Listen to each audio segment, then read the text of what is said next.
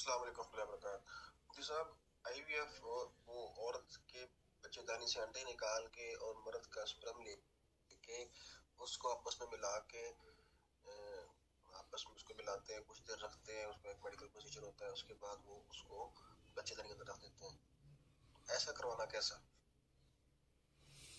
السلام علیکم رحمۃ اللہ وبرکاتہ۔ یہ سوال کافی دفعہ آیا ہے اور اس کا جواب بھی میں کافی دفعہ عرض کر چکا ہوں، لیکن دور حاضر کا چونکہ بڑا اہم سوال ہے اس لیے میں پھر عرض کر دیتا ہوں کہ یہ جو سپرم عورت کے بھی علیحدہ کر لیے جاتے ہیں، مرد کے بھی علیحدہ کر لیے جاتے ہیں، پھر ان کو مصنوعی طور پر ملایا جاتا ہے، پھر ملانے کے بعد دوبارہ جو ہے وہ عورت کے رحم میں رکھنے کے بعد اس کی پرورش کا آغاز ہوتا ہے۔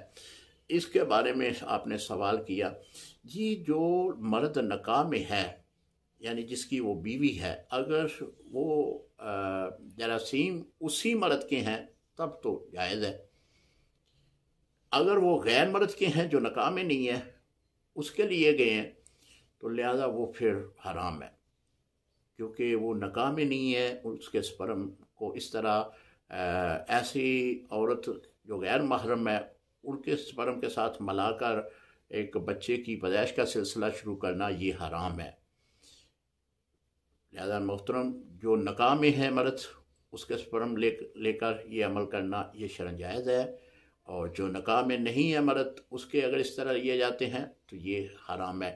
اگر کوئی ڈاکٹر یہ کہتا ہے کہ جی میں آپ کے خامد کے ہی سپرم لوں گا، لیکن وہ پھر ظاہری طور پر سپرم لے کر یہ عمل کرتا ہے لیکن خامد کے سپرم کو وہ استعمال نہیں کرتا، کسی غیر کے کرتا ہے، تو اب گناہ اس ڈاکٹر کو ہوگا جو ایسا عمل کر رہا ہے۔